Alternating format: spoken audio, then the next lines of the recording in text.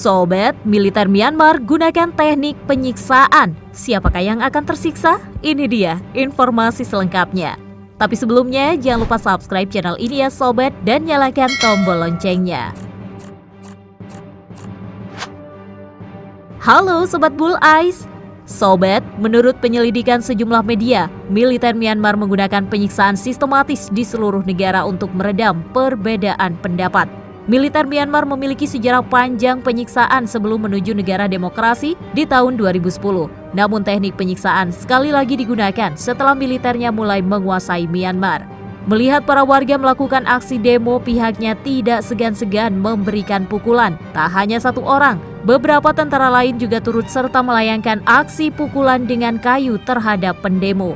Saat melakukan interogasi, militer Myanmar juga sering melakukan intimidasi dan selalu dianggap salah, sehingga warga tak mampu untuk memberikan pembelaan secara benar. Bahkan mereka tak peduli jika aksi kejamnya direkam oleh warga. Pihaknya juga sering melakukan penggerebekan ke kampung-kampung yang dianggap sebagai wilayah penentang junta militer. Mereka juga sering melakukan intimidasi terhadap warganya di sana. Dari jauh, aksinya sempat direkam oleh seorang warga dengan sembunyi-sembunyi dan disebarkan ke dunia maya. Sejak pengambil alihan pemerintahan, militer Myanmar telah menyiksa tahanan di seluruh negeri dengan cara yang metodis dan sistemik. Media Associated Press telah menemukan dalam wawancara dengan 28 orang yang dipenjara dan dibebaskan dalam beberapa bulan terakhir. Berdasarkan juga bukti foto, sketsa, dan surat bersama dengan kesaksian dari 3 pejabat militer pembelot. Dilaporkan Sobat, sebanyak 9.000 orang telah ditawan.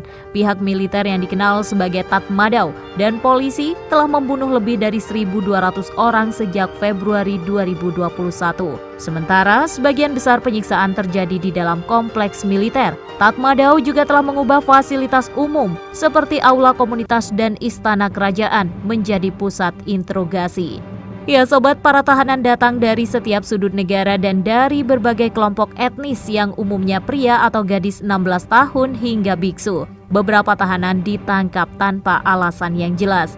Beberapa unit militer dan polisi terlibat dalam interogasi. Metode penyiksaan mereka serupa dengan seluruh Myanmar. Sebagian besar teknik penyiksaan seperti larangan tidur, makanan dan air, serangan listrik, dipaksa melompat seperti katak, dan pemukulan tanpa henti dengan tongkat bambu yang diisi semen.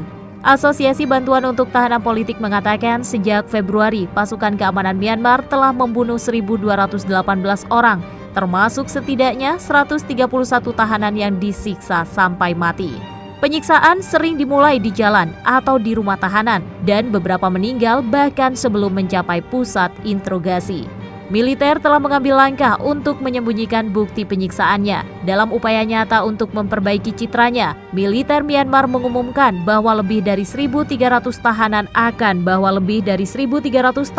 akan dibebaskan dari penjara dan dakwaan terhadap 4.320 lainnya yang menunggu penangguhan. Tetapi tidak jelas berapa banyak yang benar-benar telah dibebaskan dan berapa banyak dari mereka yang telah ditangkap kembali. Beberapa tahanan dipaksa untuk menandatangani pernyataan yang menjanjikan kepatuhan kepada militer sebelum mereka dibebaskan. Bahkan seorang wanita pernah disuruh menandatangani secari kertas kosong.